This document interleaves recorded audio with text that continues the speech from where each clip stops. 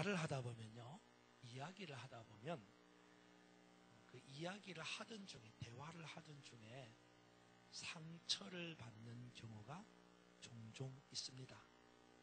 그러니까 이제 교우들 사이에, 또 부부 사이에, 친구 사이에 어떤 이야기를 하다가 그 이야기 가운데서 상처를 받는 일들이 종종 생길 수가 있다는 거죠. 그 이유가 뭐냐? 뭐 여러 가지 이유가 있겠지만 그 중에서 한 가지 큰 이유는 비교를 하기 때문입니다. 비교. 이야기하다가 비교를 하면 그 비교에 상처를 받는 거예요. 뭐 그러니까 이런 거죠. 다른 사람은 안 그러는데 너는 왜 그래? 이런 거예요. 갑자기 비교를 당하는 사람의 마음은 주눅이 들고 상처를 받게 되는 겁니다. 가장 흔한 예가 옆집에 누구와 비교를 하는 겁니다.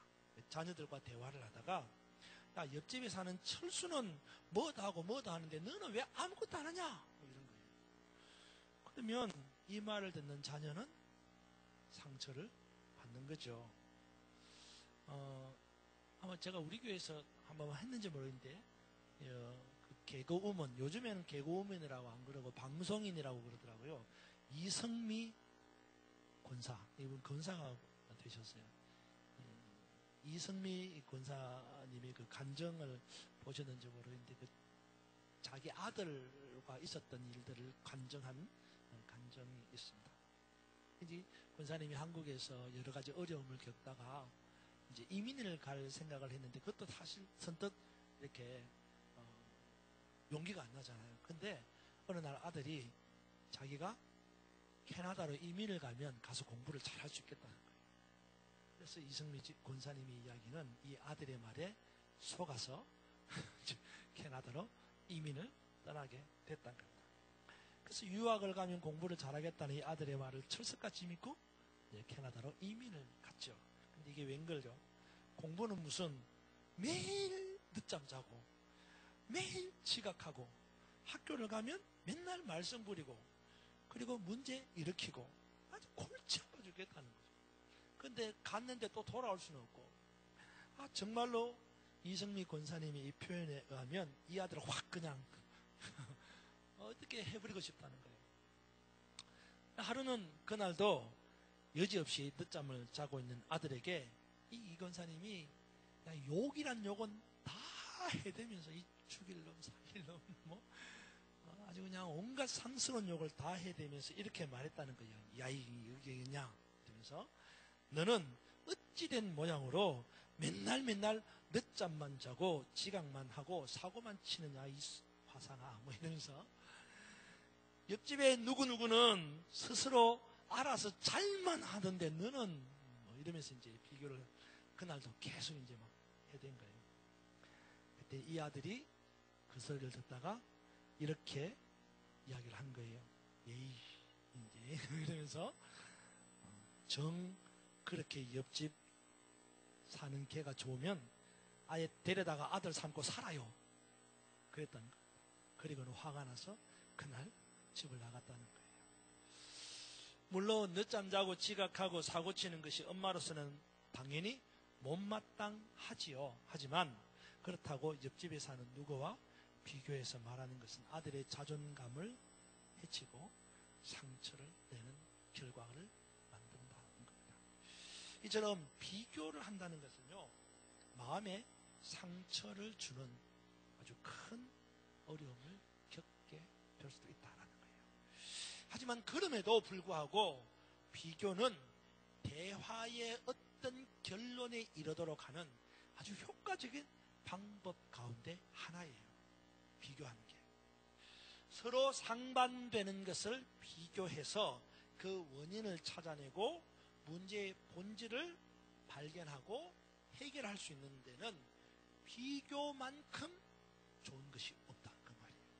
이 비교라는 게 상처를 주기도 하지만 문제의 원인을 발견하고 문제의 답을 찾는 좋은 도구가 되기도 한다는 것입니다.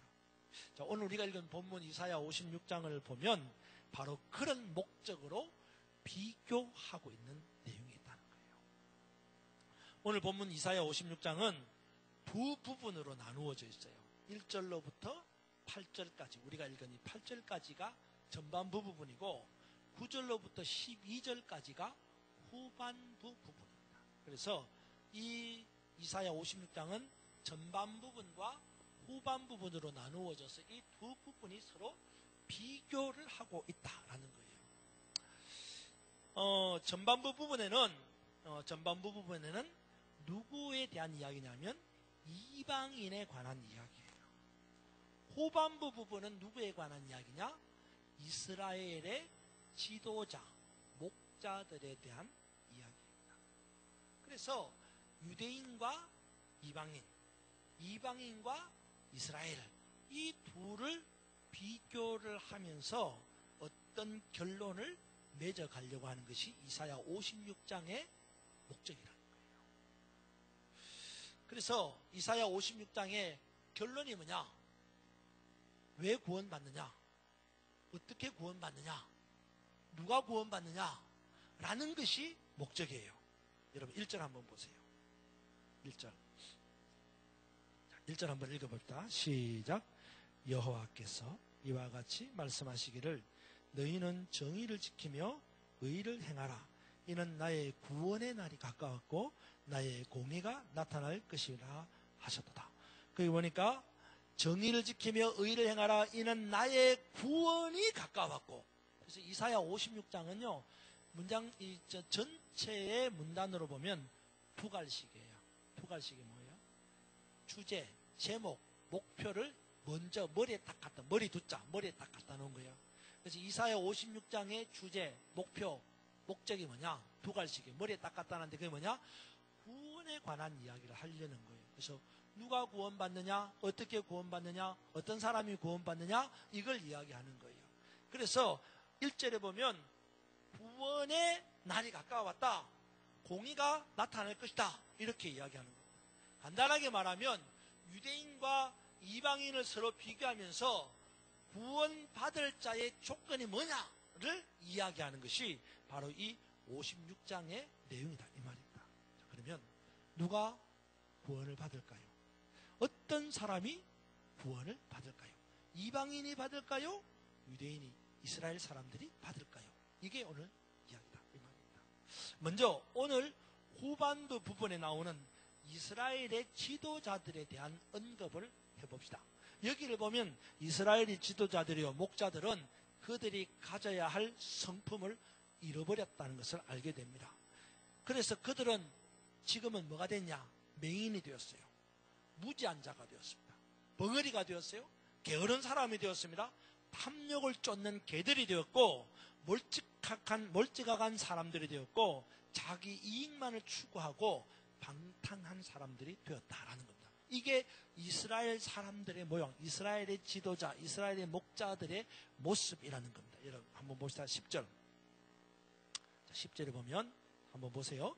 이스라엘의 파수꾼들은, 이스라엘의 파수꾼이라는 말은 이스라엘의 지도자들이죠. 오늘 우리 교회 장로님들, 권사님들, 집사님들 교회의 파수꾼이에요.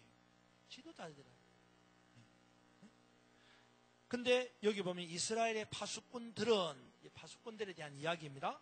어떻게 됐느냐? 첫째는 맹인이 됐어요. 맹인이 뭡니까? 못 보는 거잖아요. 눈은 있어도 못 보는 사람이 됐다 이 말입니다. 그러다가 다 무지한 자가 됐어요. 무지라는 말이 뭡니까? 어리석은 자라는 거예요. 그리고 그들은 다 뭐예요? 벙어리 개라는 거예요. 벙어리 개는 뭡니까? 짖지 못하는 거죠. 입이 있어도 말을 못하는 거예요. 그리고 다 꿈꾸는 자들이에요. 꿈꾸는 자라 그러니까 좋은 것 같은데요. 결론은 뭡니까? 잠만 잔다 이 말이에요. 꿈만 꾼다는 거죠. 그러니까 여러분 꿈은요 이루어져야지 드림이 되는 거예요. 꿈은 이루어져야 드림이 되는 거지 꿈이 이루어지지 않으면 그건 뭐예요? 망상이에요. 근데 이 사람들은 뭐예요? 다 꿈만 꾸는 거예요. 많은 사람이요? 망상이에요. 망상. 그 다음에 누워있는 자들이요 뭐예요? 게으른 자죠. 잠자기를 좋아하는 자들입니다. 11절. 이 개들은 탐욕이 심하여 족할 줄을 모르고 또 그들은 몰직하간 목자들이고 다 제 길로 돌아가며 사람마다 자기 이익을 추구하고 12절 오라 내가 포도주를 가져오리라 우리가 독주를 잔뜩 마시자 내일도 오늘같이 크게 많이 먹자. 뭐예요? 방탕하게 산다는 거예요. 누가? 이스라엘의 지도자들이, 이스라엘의 파수꾼이, 이스라엘의 목자들이, 이스라엘의 사람들이 이렇게 산다 그 말입니다. 그렇습니다. 이스라엘의 지도자들이요 목자들이요 이스라엘 사람들은 이런 모습으로 변한 거예요. 맹인의 모습으로 변했습니다. 무지한 사람이 되었습니다. 벙어리가 되어서 말도 못하는 거예요. 거기다가 잠만 자고 게으릅니다. 탐욕적입니다. 몰지각합니다. 그리고 자기 이익만 추구하고 마침내 포도주와 독주로 자신을 방탕에 버려두는 그런 사람들이 됐다는 겁니다. 결국 이들은 비록 유대의 이스라엘의 지도자이고 파수꾼이기는 하지만 구원을 이룰 수 없는 자들이고 결론이 어떻게 되냐? 9절에 보세요. 이 사람들은 어떻게 되냐? 9절 읽어부터 시작. 들의 모든 짐승아 숲 가운데의 모든 짐승들아 와서 먹으라. 어떻게 되는 거예요? 들짐승의 먹잇감이 되는 거예요. 먹잇감. 사실 본래 이스라엘의 지도자들, 파수꾼들, 이 목자들은 이런 모습이 아니죠. 하지만 이제는 그들이 가져야 될 본래의 성품을 잃어버리고 이런 악한 성품을 가지게 됐다는 겁니다. 이스라엘의 지도자로서 목자로서 파수꾼으로서 가져야 할 모습, 지켜야 할 것들은 다 잃어버리고 무지한 자가 되고 탐욕적인 자가 되고 자기 이익만을 추구하고 방탕한 자가 되어버렸다는 겁니다. 결국 이런 사람들은 어떻게 돼요? 결론은 들짐승의 먹잇감이 될 수밖에 없다는 거예요. 뭐예요? 원수에게 넘어가고 사단의 자녀가 될 수밖에 없다. 구원받지 못한다. 그럽니다. 반면에 이방인들은 전적으로 새롭게 변화되었다라는 것을 말하고 있습니다. 이방인들은 옛 성품을 벗어버리고 거룩한 새 성품을 가지게 되었다라는 것을 말합니다. 비록 그들이 이방인이지만 하나님을 섬기는 자가 되었고, 비록 그들이 이방인이지만 하나님의 이름을 사랑하는 자가 되었고, 비록 그들이 이방인이지만 하나님의 종이 되었고, 안식일을 거룩하게 지키는 자가 되었고, 하나님과 언약을 지키는 백성들이 되었다라는 것을 오늘 전반부 부분에 말씀하고 있습니다. 여러분 6절 보세요. 6절. 자, 같이 한번 읽어봅시다. 6절 시작. 또 여호와와 연합하여 그를 섬기며 여호와의 이름을 사랑하며 그의 종이 되며 안식일을 지켜 더럽히지 아니하며 나의 언약을 굳게 지키는 이방인마다. 이방인이지만 이 이방인들은 본래의 성품을 벗어버리고 전혀 새로운 성품을 가지게 된 것입니다. 전에 알지 못하던 하나님을 알게 되었습니다. 하나님의 이름을 사랑하게 되었고 하나님의 종이 되었고 안식일을 철저하게 지킬 뿐만 아니라 하나님과의 맺은 약속을 굳게 지키는 새 사람이 되었다라는 말입니다. 그리고 이렇게 새롭게 된 이방인들은 하나님의 성산, 곧 하나님의 나라에 들어가는 은혜와 축복을 누리게 되었다라는 것이에요. 여러분 7절 보세요. 7절에 보면 내가 곧 그들을 누굽니까? 6절에 나와 있는 이 사람들, 이방인들, 6절에 나와 있는 이 이방인들을 나의 성산으로 인도하여, 성산이 어디예요? 하나님의 성전입니다. 하나님의 나라입니다. 그곳으로 인도해서 기도하는 내 집, 성전에서 그들을 기쁘게 할 것이다. 거기다가 뭐예요? 그들이 드리는 번제와 희생의 제사를 내가 기꺼이 받을 것이다. 내 집은 만민이 기도하는 집인데 이곳에 그 사람들이 거하도록 만들어주겠다는 거예요. 여러분, 성전을 한번 생각해 보세요. 구약의 성전은 어떻습니까? 구약의 성전은요, 성전이 솔로몬의 성전이 만들어지면 성전 안에는 누가 들어와요? 이스라엘 사람들만 들어와요. 그럼 이방인들도 들어오는데 이방인들은 성전에 가지도 못합니다. 어떻게 해요? 이방인의 뜰이라는 곳에 있어야 돼요. 이방인의 뜰. 여자는 여인의 뜰이라는 곳에 있어야 됩니다. 성전 안으로는요, 이방인도 못 들어가고 여자도 못 들어가는 거예요. 근데 오늘 성경에 보니까 이방인들도 하나님을 알지 못했던 그들이 하나님을 알게 되고 하나님의 종이 되고 하나님의 계명을 지키고 안식일을 지키는 이런 이방인들도 어디에? 하나님의 성산에, 성전 안으로, 기도하는 그곳으로 들어오게 하고 그들이 드리는 번제와 희생의 제사를 내가 받겠다는 거예요. 전혀 새로운 성품으로 바뀌는 거예요. 그러면 이제 질문을 할 수 있죠. 왜 이 두 부류가 이렇게 바뀌게 되었을까? 라는 거죠. 응? 왜 이스라엘의 지도자들, 파수꾼들, 목자들은 그들의 거룩한 성품을 잃어버리고 타락한 성품을 갖게 되었을까? 또 왜 이방인들은 그들의 옛 성품을 벗어버리고 거룩한 성품을 입게 되었는가? 이런 질문을 하게 되는 겁니다. 결론은 뭐냐?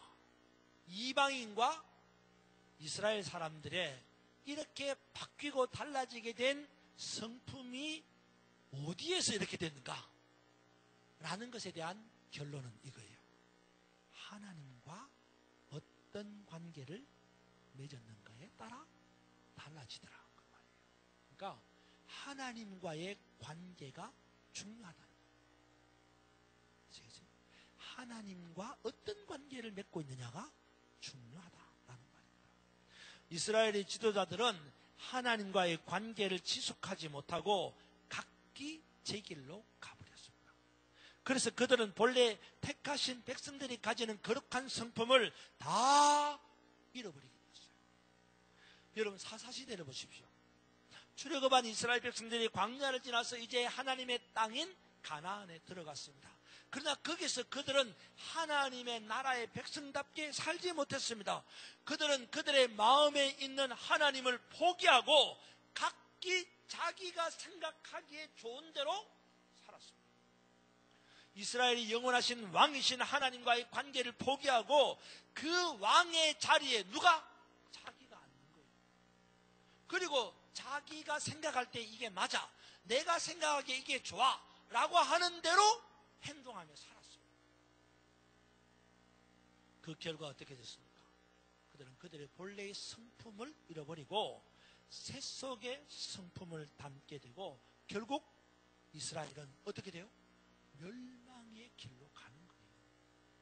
그래서 이스라엘은 마침내 바벨론에게 멸망당합니다.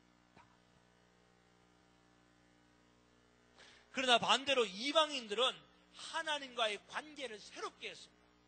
그들은 하나님과의 연합을 즐거워했습니다. 뭘 즐거워했다고요? 하나님과의 연합을 즐거워했습니다. 그 결과 그들은 옛 성품을 다 벗어버리게 되고 거룩한 성품을 덧입게 되는 거예요. 그렇습니다. 오늘 본문을 보면 거룩한 이스라엘 백성들은 타락한 성품을 가지고 옛 성품을 가진 멸망받을 이방인들은 거룩한 성품을 가지게 되었습니다. 왜? 어째서 그렇게 되느냐? 그들은 하나님과의 관계가 어떠했느냐가 중요하다는 겁니다. 여러분은 어떻습니까? 여러분은 하나님과 어떤 관계를 맺고 있습니까?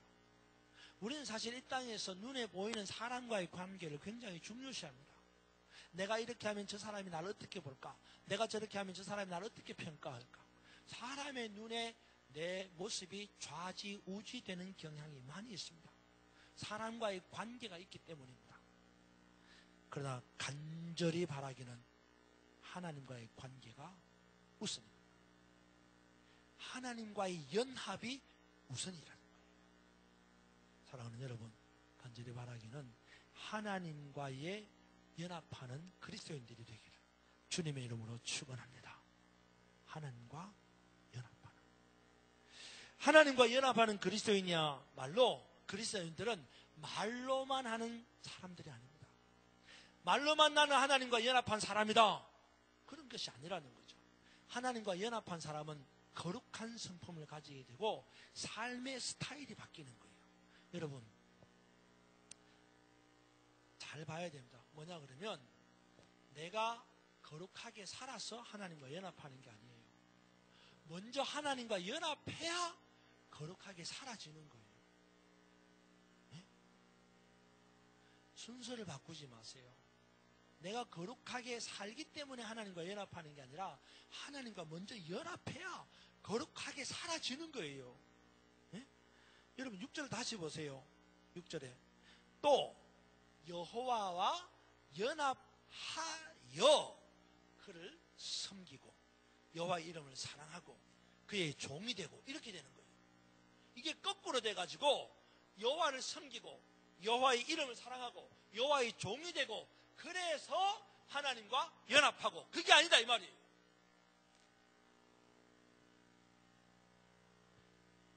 여러분 출신이 사람을 규정하지 못합니다. 유대인이라고 하나님과 연합한 사람이 아니다 이 말이에요. 바리새인이라고 사두개인이라고 하나님과 연합한 사람이 아니다 이 말이에요. 직분이 사람을 규정할 수 없습니다. 장로라고 집사라고 권사라고 하나님과 연합한 사람이 아니다 이 말이에요. 하나님과 연합한 사람은 그를 보면 거룩한 성품이 보인다는 거예요. 비록 이방인이라고 할지라도 하나님과 연합한 사람은 하나님을 알게 되고요, 하나님을 섬기게 되고요, 하나님의 계명을 쫓아 살려고 한다는 거예요. 안식일을 지키려고 하고요, 손을 금하여서 악한 것에서 떠나려고 한다는 거예요. 그걸 보면 이 사람이 하나님과 연합한 사람이구나 라는 걸 알게 된다는 거예요. 말로는 하나님과 연합했다고 하면서 안식일도 안 지켜, 주일도 성수 안 해, 말로는 하나님과 연합했다고 말하면서 악한 생각을 다 하고 악한 행동을 하고 그 어떻게 하나님과 연합할까? 우리가 하나님과 연합한 삶을 사는 거예요. 결국 하나님과의 연합한 삶을 사는 사람, 이런 사람들이 하나님께서 하나님 나라의 백성으로 인도하시고 구원의 백성으로 인쳐주신다는 것입니다. 사랑하는 여러분, 간절히 바라기는 하나님과 연합한 그리스도인들이 되기를 주님의 이름으로 축원합니다. 하나님과 연합하려고, 이거는 내가 뭘 하면 하나님과 연합 이게 아니라 그랬어요. 주의를 잘 지키면 하나님과 연합 이게 아니라 그랬어요.